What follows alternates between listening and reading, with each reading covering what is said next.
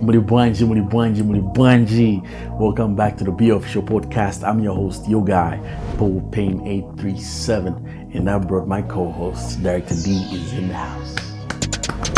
Thank you guys for joining us on another wonderful episode about negative self-talk. And we just want to say thank you so much for the continuous support you guys have been showing us with our previous episodes. Please don't forget to like, comment, share, and subscribe on all platforms. So without further ado, welcome to the Uncut Conversation. Let's roll into the intro.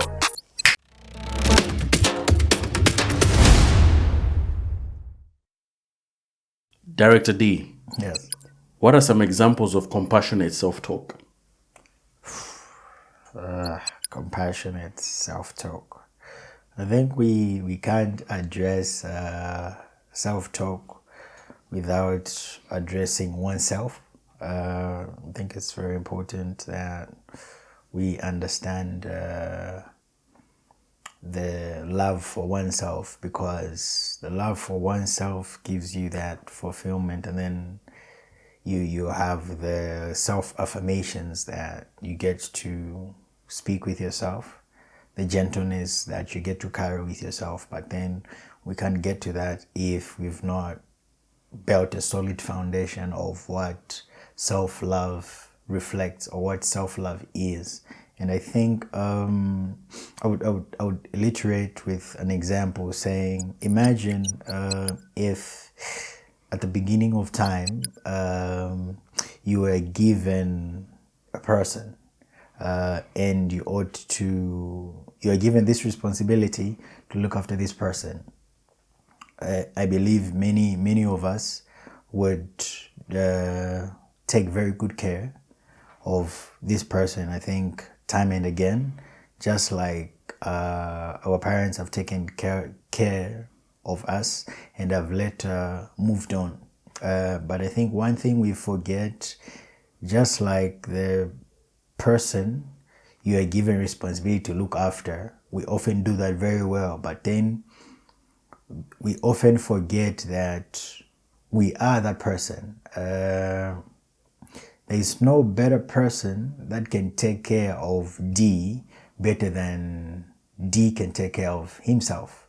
So many of the times we often forget that person that we were given in the beginning of time to care for and look after for is you.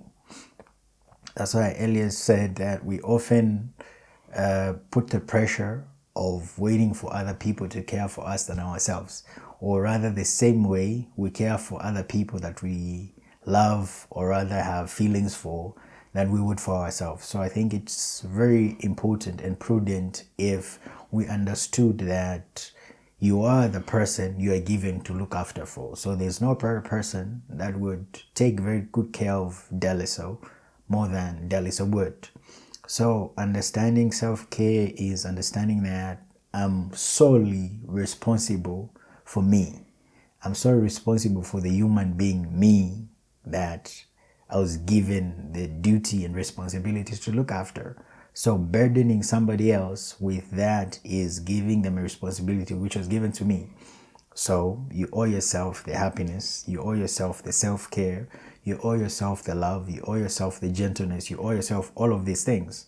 So you are solely responsible for who you are. So self-care is understanding that you are you, we should look after you. So understanding that is knowing that there might be some days that you don't wake up feeling like you like yourself. But the beauty about that is you do not have to like yourself to take care of yourself. So meaning that, yes, there might be days that you may not like yourself, but the sole responsibility still falls on you to look after you. Because when you do that, you start to change the thought, because the day might start out as you not liking yourself, but as you put in the work, as you put in the responsibility of looking after you, that might change, attributing to you doing certain things that you love, certain things that bring you joy, certain things that bring you happiness. So the liking will fall into that definitely because you're doing the responsibility that was given to you, was which looking after you. So understanding the self-love is you loving yourself. And now getting to the self-talk, I think I'll just quickly say these few things. Examples of compassionate self-talk is the affirmations that you give yourself, the gentleness in thought that you carry with yourself each and every day. Some of which one might be, if you're feeling overwhelmed, it's okay to feel like that, and letting yourself know that you're doing the best you can, because many other times we carry the heavy burdens thinking that we are not doing the best that we can, because being overwhelmed is you. Mostly, I think I would attest this with social media today. We comparison, we compare a lot. When you see your friends doing better, you look like you're late or you're behind, you get overwhelmed with a lot of things. But understanding the self-talk, that you need to be compassionate with yourself and you need to be gentle with yourself, is telling yourself that you're doing the best that you can, and understanding that God's time is really the best and your time is definitely coming. You're not late, you're not behind, you're where you need to be. You're exactly where God has put you to be. So understanding that your plans are not his plans. So be kind to yourself. The other one is, often at the times when we make a mistake, is we are always hard on ourselves. But the one thing that Paul has always reminded me is failing is a learning curve. You learn from your mistakes. You learn from your failures. I think it's one thing that he always says, that in African homes, we're never given enough opportunities to fail. That of which I think I've always learned that now as an adult, that if I fail at something, that's an opportunity for me to learn the other way not to do it. So give yourself more room to fail at a lot of things. Try out different things. It's just sad that now when we're grown-ups as adults, we're not taking a lot of leaps, but trust me, fail at a lot of things that you can. Try out as many things as you can, and then till you get to figure out the one thing that works for you. So make a lot of mistakes. Make a lot of mistakes. The other one I would say is self-doubt. Self-doubt often comes. I think I'm one of the people that I'm hard on myself with that. I think I did suffer from that a long time, not feeling like I'm worthy of certain things. But I got to understand that I'm strong, I'm capable, and I'm valuable. So always remind yourself of these things when you feel the self-doubt kick in. You're good enough, you're loved, all of that. I think lastly I would say, I think this stems from self-doubt. When you arise from that is the self-criticism.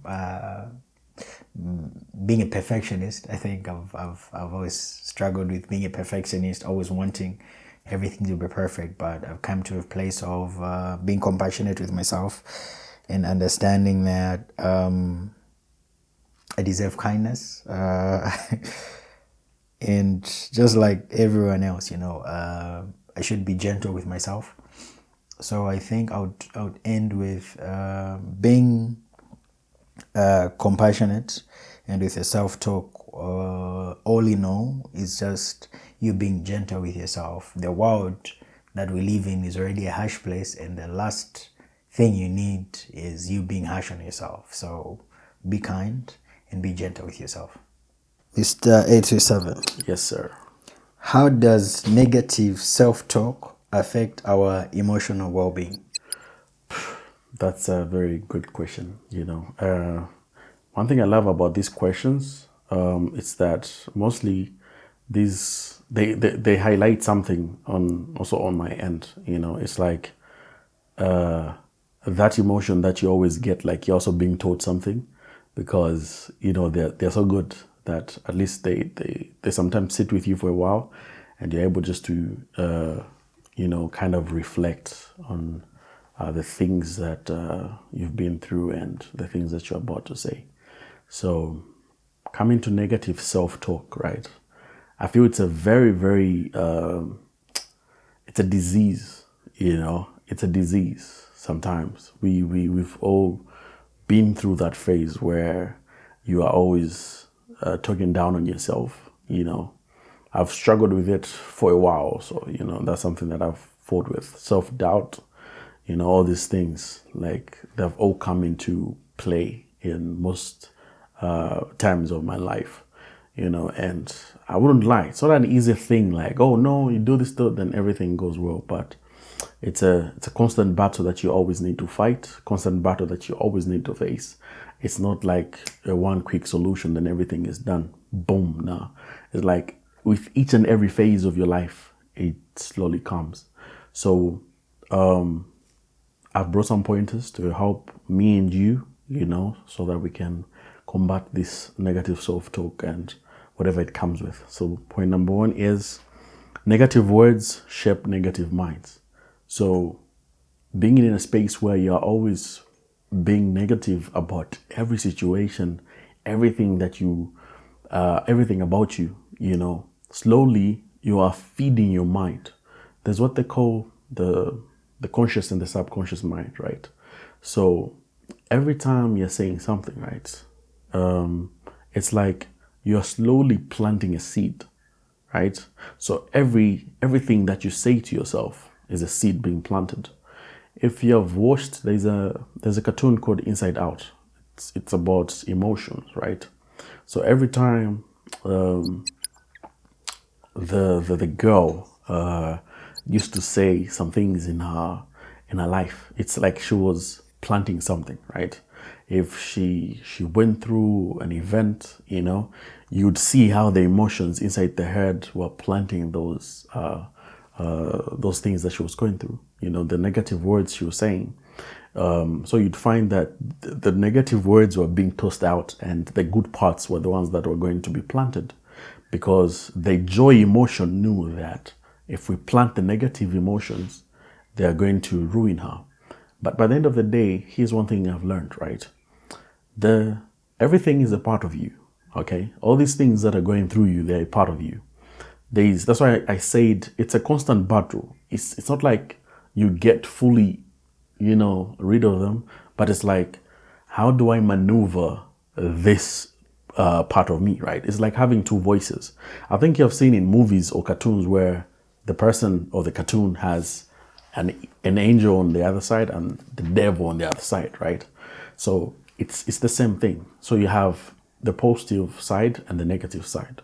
So all these things, they come to make up you, right? So we all have all these emotions.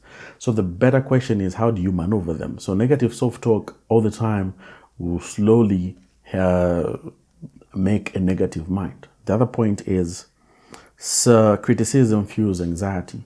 So every time you're criticizing yourself in whatever that you're doing, it's like you slowly start to get more anxious about everything you start doing, the low self-esteem, having self-doubt, having the edge of not being proud of yourself. So it's like you're constantly brutaling yourself, constantly piercing yourself to the wall. So have grace. We are all humans, we're human. You're human too. We all make mistakes. So having a little grace with yourself is very important. The other part is self-doubt blocks growth. And that's one thing I've come to understand, even in my line of work and in everything that I do. Is like the moment I start doubting whatever that I'm doing, it's like, okay, already I'm hindering my growth. It's because already, just like D said, right, we are all going through, there's a lot that's happening in the world already. Yeah. So if you're the only person who can be kind to you. So the moment you join the other side, it's like your future you doesn't have you. I think you've seen those movies where, there's a future you, there's the past you, and all that kind of stuff. So it's like there's no one else to look out for you, So the other part is focusing on flaws magnifies pain. I never liked my voice. You know, I never liked my voice. The singing part. So I would be in a space whereby we talking with the owns, right? Like I wanna just even the thought of me saying I wanna start singing was just so terrifying. I'm like, if I don't believe that myself, how can they even believe that? So for a long time I used to shoot myself down. I love singing a lot. So you'd find that talk already just began crumbling in, crumbling in. And for a long time, I lacked the sense of just like wanting to believe in myself and being there where I'm like, cool, this is who you are, man. Like embrace that part of you where this is you, this is your voice. That's what God blessed you with. That's just unique to who you are. So it's like getting comfortable in that space where you are in before you slowly start to lose it. And the other part is harsh thoughts darken the mood. Take a breath, breathe, Again, I'll repeat, we are all humans, all right? That includes you. Don't be harsh on yourself. Yes, we fail. Failure is not a bad thing, all right? Failure is not a bad thing if you don't sit in it for a while, for a longer period of time. It becomes a bad thing when you accept it and say, this is who I am. I'm a failure in life. I can't do anything. Yeah, it becomes a problem. But the moment you fail, and it's like another given opportunity and chance to do better. I think I've seen people who have played video games. Your player has lives, right? If you're on a mission, like I don't know how many lives that you get. The moment you fail, it's like they've given you another chance, right, to correct the mistake that you made. So if you went a longer way, you realize that at that step, I made a mistake, I jumped here. So now you try to do another different thing. And you later on ending up being successful. So being in a space whereby you are, be compassionate with yourself. Give yourself grace. Yeah. Director D. Yes. In what ways can practicing gentleness towards oneself lead to greater emotional strength? I think I've always, and I'll keep saying, the world is already a harsh place, and the last thing you need is you being harsh on yourself. Like I said previous, my preamble is be gentle with yourself. It's something that I keep pondering and always reminding myself is I need to be kind to myself. Already a lot is going on, and I need to be good to me if I'm to be good to anybody, and to be of value. Even in the workspace, I need to be good to me. I need to be in a safe space with me, so that I can give and present the best version of myself to everybody. I'll read this. Gentleness towards oneself lays a strong foundation and enables you to approach life's difficulty with greater calm, confidence, and resilience. This speaks so true, to my spirit, and I think strengthening that emotional strength, we can start from. I think these are some of the things that I've already mentioned. Self-criticism. It's good to criticize, but knowing where you stand and where it's coming from. The difference between good criticism and bad criticism. It's okay to have a fine line where you assessing yourself in a better way. And even as you're doing all of that, it's not you being harsh, but it's you being critical in knowing like, okay, these are my strengths and these are my weaknesses. So I'm good at this. So I'm gonna attack this from this angle, and I'm gonna fix the things that I'm not good at so that I can better self-service whatever problem I'm trying to fix. So even during that process, you still need to be gentle with yourself in the self-criticism, because it will give you that greater emotional strength when you're gentle with yourself. Please, please, please be gentle in everything you do. This is something that me and Paul always conversate about, is understanding that gentleness is so much a greater character that I think everybody needs to carry as a person. Even in the way we speak with other people, I think one of the things that we always mention is, yes, if I'm having conversation with somebody, I can be right. But in the way that I present my statement, in the way that I conversate, as much as I might be right, if my message is not sent the right way, even though it's right, it might be received the wrong way. Even though it might be right, if I don't say it right, if my tone of voice is not right, if my,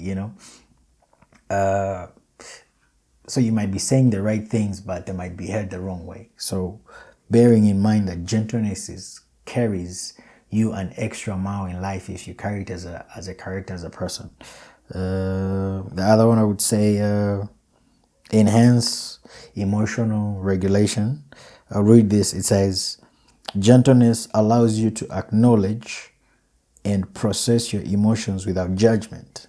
Self-acceptance makes it easier to understand and manage your emotions, leading to a greater emotional stability and strength over time.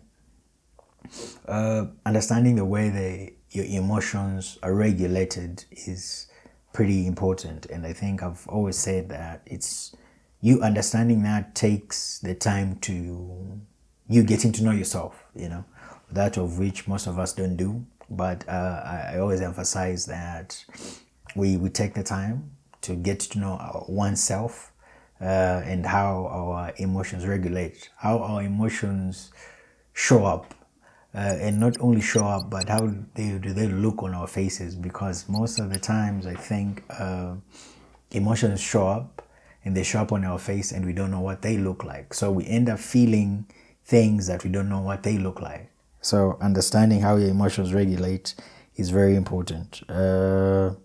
Lastly, I would say patience. It's okay to not rush. Be patient with yourself. Like I earlier said, it's not life is not a race, and it's not a sprint. It's a marathon. So take your time. Learn your process in your own time. No one needs to rush you, because we all have different journeys and different destinations. If we're all heading to the same place, it will be different, but we all have different journeys. So be patient with yourself, even in your journey. And as you are patient, be gentle with yourself as you're on your journey, knowing that you might fail sometimes, but always learn to get back up. You might encounter challenges, but always, even in the challenges, be kind to yourself, even as you self-criticize. Learn and unlearn, and be on that path. At the end of the day, you even see yourself worth grow, your confidence grow, and your emotional strength grow. So, yeah. Mr. 827, Yes, sir. can you elaborate on the idea that words matter, and the words that matter most are the ones you say to yourself? All right. I'm gonna speak about the man in the mirror, right? There's this. Let me take it all the way to how actors are, right? When an actor is told to play a role, right? I'll put an example. I don't know if you guys have seen the Joker, right? That's a very intense character, and having what we call character building is not as simple as ABCD. You have to tell yourself a lot of things, like you need to be so immersed into the character. I don't know if you have watched the behind the scenes of certain movies, right? And sometimes they'll tell you like how hard it is to be out of character, because it's like you have told yourself all these things that this is who I am, right? There's a movie I watched, the movie, the biography about Prince, right? And the person who played that character, I've forgotten the name, but in one of the interviews he mentioned that it took a long time for him to be out of character, because he played the role so well. And because these are the lies they tell themselves, right? I am, for example, if I'm playing Prince, right, I'll try by all means to consume all the Prince songs, all his interviews. So I'll try by all means to consume each and everything about the person I'm trying to embody, right? So I'll be telling myself all these words. So I'll be telling my mind to believe all these things, right? And trust me, it takes a toll on you, okay? It takes a toll on you, because you're trying to play somebody else you're not supposed to play, right? Because that's not you, that's somebody else. So it takes a lot on these actors, all right? So I need to draw you back to this, because the words you tell yourself are very important. So just like the actors themselves, if let's say these are the words that carry a positive allure to it, right? It's like though, you'll be in a place whereby your mind is elevated, your mind is shifted into a different atmosphere, so much that you're not shaken by the words that other people tell you, all right? Because you have told yourself all these things that you are worthy of. So being in a place whereby you know that you owe it to yourself, and the words that you tell yourself should really carry an impact of growth, an impact of positivity, an impact that is meant for your good health, because by the end of the day, you only have you to save. So being in a space whereby you try to be the actor of your own story, yeah? Not somebody else's story, but your own story. I wanted just to take you behind the scenes of how the actors, like they play well with these the roles that they give them. So imagine if you're playing your own movie, right? You're playing your own superhero in the movie, and you keep on telling yourself you can do it. You keep on telling yourself, despite the odds, I'll still make it. Despite whatever that I'm going through, I'll still make it. Is something very, very important. So I have some few pointers for you. So self-talk defines your reality. So being in a space whereby you are telling yourself the things that you want to see in the next 10 years, 5 years, 2 years, by the end of the day, it slowly starts creating reality for you. If you always tell yourself all these negative things, I'm a failure, I can never make it in life. I think if it's not paid up, but this is where we reached our goal. This is where we are supposed to be, slowly that's to germinate and create your reality. If our family has never moved out in Z, us, it's just here, slowly it's creating a reality. So be mindful of the words that you say. That's why they say, even the words you tell your children now, right? The kids that you're going to have in the future or now, it's very important, because the kids keep, right? They look simple. I know, probably they don't know what they don't know anything, but you don't know that the children are keeping whatever that they're saying. So it's very important, because you have that inner child in you. So be careful of the things that you tell your inner self, your inner child. The other point is your beliefs start with your words. Let me take you back to the Bible, right? In Genesis, God created the world with words. Let there be light. Let there be water, right? It's words. So already from the Genesis, it tells us that words carry power. That's why they say your tongue is a weapon. So make sure that the things that you utter from your mouth should be words of growth, words of positivity, because words can kill, can kill your inner spirit, your inner child, your thing where you wanted to do something, they kill, so be mindful. The other part is inner dialogue drives action. So very important to have a part whereby, because you talk to yourself more than you can talk to any other person, right? You allude a lot of things to yourself, you talk to yourself more often. So being in a space where the dialogue that you're having with yourself is very important. Like the things that you're carrying, the things that you're saying to yourself in that moment are very important, right? Because by the end of the day, they will create an impact, and the impact that they'll create will depend on the words that you're trying to tell them. The last point that I have for you is you hear your voice first. So, yes, they told you that you're whack. Yeah? They told you that you never make it in life. They told you that this will not work. They told you that that job is not yours, right? These are called second voices. The first voice is yours, right? No matter how much people are going to tell you that you can't do things, right? It's like, all right, do I believe that, right? So your first voice has already put yourself in a place whereby, can I? Really? Is that? So already if you've affirmed yourself that this is what I want to do and I'm going to do it regardless, whatever people are going to utter, whatever people are going to say, trust me, it's like those thoughts don't count anymore, because you have blocked the noise from the outside, and you're trying to ingest the voices that are like the voice that is within you, because your voice matters. Yeah. Thank you guys so much for showing us the love and support. We appreciate.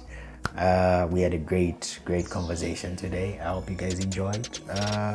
Just here to remind you that continue showing us the love and support via our platforms at BeOfficial Podcast, YouTube. Subscribe, like, follow, turn on the notification bell. Instagram, do the same.